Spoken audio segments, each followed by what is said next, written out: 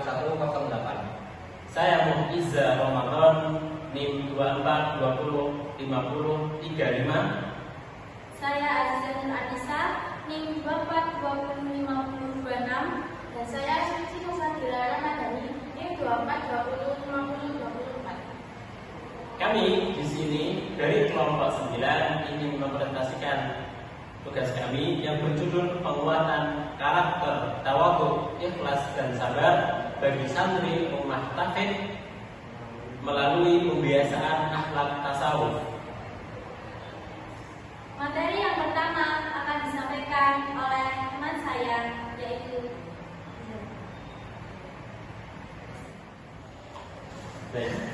pendidikan karakter yang atau rumah Taufik, di mana itu dibuat untuk membentuk sebuah karakter santri yang menjadi dasar pengembangan moral dan spiritual bagi para santri. Di mana saat ini dunia ini atau masyarakat yang tengah dijemput oleh masalah digitalisasi, banyak santri yang mengalami kesulitan dalam hal disiplin, gangguan terutama dalam gadget atau handphone, serta penurunan tingkat dalam belajar.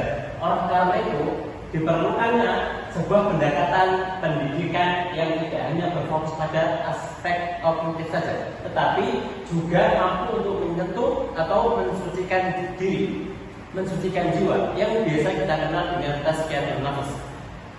Tasawuf sebagai praktek pembersih atau hati kita, untuk membersihkan hati kita, tazkiyatun nafs menyediakan metode pembinaan karakter yang sangat relevan, di mana lewat penerapan ini amalan-amalan tasawuf seperti zikir, kemudian muhasabah, adab dan sifat-sifat yang mulia seperti tawadhu, ikhlas menjadikan sebuah kebiasaan setiap hari mampu berkembang secara alami.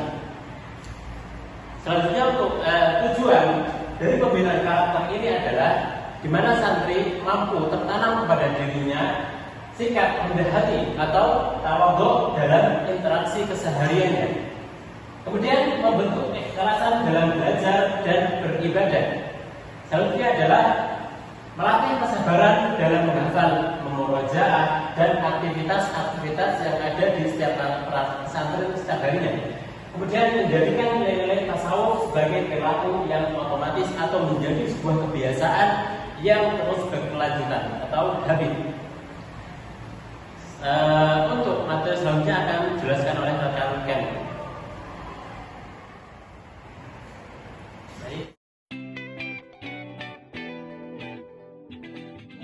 Selanjutnya yaitu pembiasan karakter tawadhu dengan mentaati. Tawadhu merujuk pada sikap rendah hati, tidak angkuh, dan mengakui kehadiran orang lain tanpa memandang posisi sosial mereka. Yang pertama yaitu adab terhadap guru, ialah mengucap salam, mendengarkan dengan hikmat. Santri dibiasakan untuk menunjukkan sikap hormat kepada guru sebagai bentuk kerendahan hati dan penghargaan terhadap ilmu. Yang kedua, tugas dekat dan pelayanan teman. Tawadhu diwujudkan melalui kesediaan melayani dan membantu teman tanpa merasa lebih tinggi atau merasa rendah hati. Yang ketiga, tidak berlomba-lomba pamer hafalan. Santri dilatih untuk tidak sombong dengan capaian hafalan, tidak membandingkan diri dengan teman lainnya. Yang keempat, latihan doa dan zikir yang menumbuhkan kerendahan hati. Penguatan tawadhu dilakukan melalui ibadah hati, terutama doa dan zikir yang mengingatkan manusia akan keterbatasan di hadapan Allah.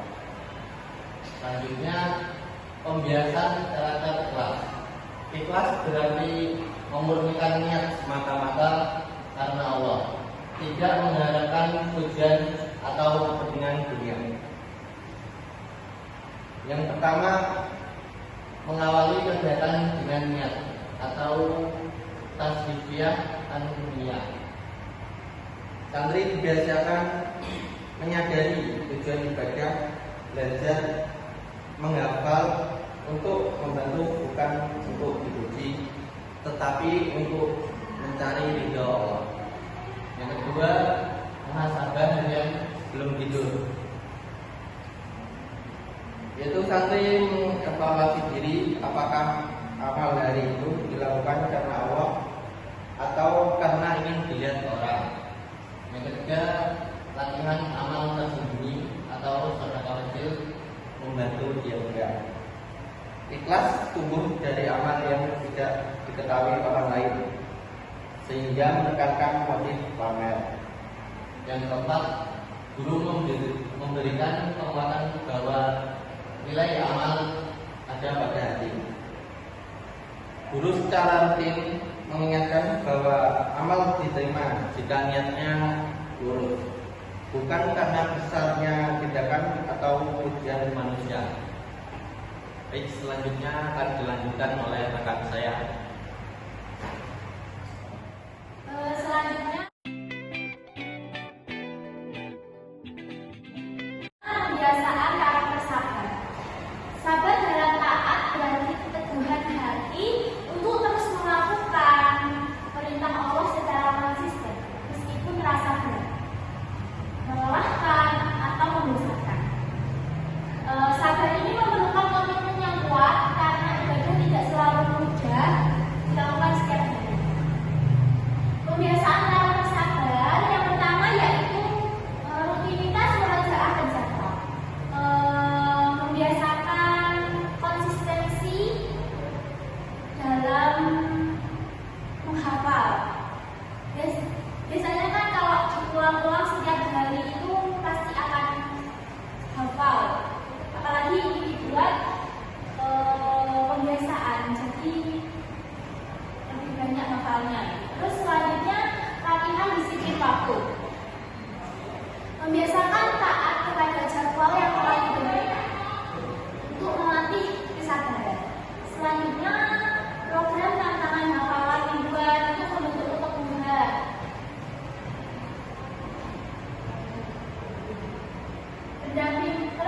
Pendampingan emosional oleh ustadz-ustadzah, yaitu ustadz-ustadzah itu memberikan motivasi agar santri itu tetap sabar menjalani kegiatan-kegiatan yang ada pada rumah tangga itu. Selanjutnya yaitu kebiasaan akhlak tasawuf sebagai metode penguatan karakter. Bentuk kebiasaannya yang pertama yaitu zikir di waktu pagi, sore, dan setelah menjalankan sholat untuk meraih ketenangan hidup. Terus yang kedua, muraqabah, menyadari bahwa Tuhan selalu mengawasi. Jadi kita harus berhati-hati dalam melakukan tindakan yang akan kita lakukan. Selanjutnya, muhasabah, melakukan introspeksi diri sebelum beristirahat. Yang keempat yaitu etika sehari-hari, menunjukkan kesopanan, menjaga disiplin, dan memelihara kebersihan hati. Yang kelima, hikmah, memberikan bantuan kepada guru dan teman sebagai ungkapan kerendahan hati. Peran pendidik sebagai pembimbing sangat krusial dalam menampilkan contoh akhlak yang baik. Selanjutnya akan disampaikan oleh teman saya yaitu Suci. Baik, pembahasan selanjutnya mengenai program Rumah Kafe. Jadi program di sana itu yang pertama yaitu rutinitas ibadah dan zikir bersama. Program kedua adab dalam belajar dan juga menghafal. Program yang ketiga program pembinaan dan juga karakter hafalan. Program yang keempat yaitu majelis taklim tasawuf lintas setiap hari Jumat. Program yang kelima memori kelompok kecil, dan yang program yang terakhir yaitu kontrol emosi dan juga kesabaran. Selanjutnya yaitu hambatan dan juga solusi. Pastinya setiap ada lembaga atau juga pesantren pasti ada hambatannya kan. Dan hambatan yang pertama di sana yaitu ego para santri itu masih tinggi dan juga tetap dominan. Hambatan yang kedua, pemahaman tentang tasawuf itu sangat rendah dan juga tidak masih kurang mendalam. Hambatan yang ketiga, emosi seringkali tidak seimbang. Misalnya ada temannya yang meninjau sesuatu tidak dikembalikan, itu emosi itu masih sangat dominan. Hambatan yang keempat yaitu tuntutan baca yang cukup lengkap dari para pengurus. Hambatan yang kelima, mekanisme atau peraturan program tidak terencana dan aktif. Yang terakhir itu dampak dari pemakaian gadget yang sangat tinggi dan juga budaya serba instan. Nah, dari hambatan-hambatan tersebut dapat kita simpulkan bahwa solusi yang terbaik buat hambatan tersebut yaitu penguatan karakter para santri dengan menguatkan penguatan karakter tasawuf seperti sabar, ikhlas dan juga rendah hati melalui pemeriksaan tasawuf, menyoroti betapa pentingnya proses pengembangan spiritual yang dilakukan secara bertahap, fokus dan juga konsisten. Usaha ini harus didukung oleh kurikulum tasawuf yang berencana diberikan dari guru atau ustadz-ustadzah yang berpengalaman, dan juga penerapan metode seperti zikir bersama, sholat berjamaah, instruksi dan halaqah untuk menumbuhkan kesadaran diri sendiri, dan juga pengaturan penggunaan teknologi atau HP, pengintegrasian nilai tasawuf dalam kegiatan target serta kolaborasi dengan para wali atau wali santri menjadi elemen penting agar pembiasaan karakter itu tidak terjadi pada lembaga pesantren saja, tetapi juga dibiasakan di lingkungan rumah. Dengan kombinasi langkah-langkah tersebut, pembiasaan tasawuf dapat dilakukan dengan lebih efisien dan juga menghasilkan santri yang memiliki akhlak yang baik, stabil secara spiritual dan juga memiliki kepribadian yang sesuai dengan ajaran Al-Quran. Baik, pembahasan selanjutnya akan disampaikan oleh teman saya. Baik, sekarang kita masuk ke hal kesimpulan, di mana saya akan menjelaskan kesimpulan-kesimpulan dari apa yang telah disampaikan oleh rekan-rekan kami. Secara keseluruhan, praktek tasawuf terbukti menjadi cara yang efektif dalam memperkuat sifat tawadhu, sabar, ikhlas, di mana hal ini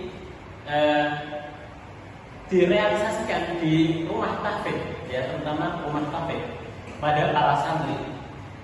Melalui kegiatan spiritual ini seperti zikir, muhasabah, kemudian tazkiyatun nafas, riyadhah, santri dilatih untuk menundukkan ego, untuk mereka bisa memperbaiki niat, memperbaiki, mengelola emosi sehingga tercipta sosok yang rendah hati, tidak mengejar pujian, dan dapat menghadapi ujian hafalan Al-Qur'annya dengan ketahanan yang baik. Hasil positif dari proses ini akan terlihat dalam peningkatan stabilitas spiritual, disiplin dalam ibadah, kemudian kualitas interaksi sosial, serta ketenangan dalam menghafal Al-Quran. Namun, proses-proses ini tidak lepas dari banyak tantangan, tidak terbebas dari banyak tantangan. Seperti ego santri yang tinggi, kemudian keinginan santri yang ingin bebas, kemudian pemahaman tasawuf yang kurang, dan dampak penggunaan gadget yang terlalu berlebihan, serta beban aktivitas sehari-hari yang dilakukan oleh para santri, dan keterbatasan seorang guru yang mungkin terbatasan guru ini cukup kurang dalam hal membimbing. Untuk mengatasi masalah ini, maka diperlukan sebuah solusi terencana untuk menjadi sebuah realisasi tasawuf yang bagus. dan lebih terstruktur. Seperti pembinaan tasawuf yang dilakukan secara berkala atau bertahap, penggunaan jurnal muhasabah, penyusunan kurikulum tasawuf yang terstruktur dengan baik, pelatihan guru, pembentukan halaqah ruhiyah, serta literasi digital Islami yang digunakan untuk guru dan para santri. Kemudian integrasi nilai tasawuf dalam praktik serta kerjasama antara pesantren dan kelompok ini dalam konteks yang paling penting ya kerjasama antara kedua orang tua santri dan pesantren. Dengan penerapan solusi ini secara konsisten, praktik tasawuf tidak hanya meningkatkan akhlak santri, tapi juga meningkatkan suasana rumah tauhid yang harmonis, disiplin, fokus pada pembentukan karakter Qur'ani. Ini akan membuat santri lebih menjadi generasi yang sopan, matang secara spiritual dan mampu menerapkan nilai-nilai Islam dalam kehidupan sosial mereka dimanapun mereka berada. Baik, terima kasih.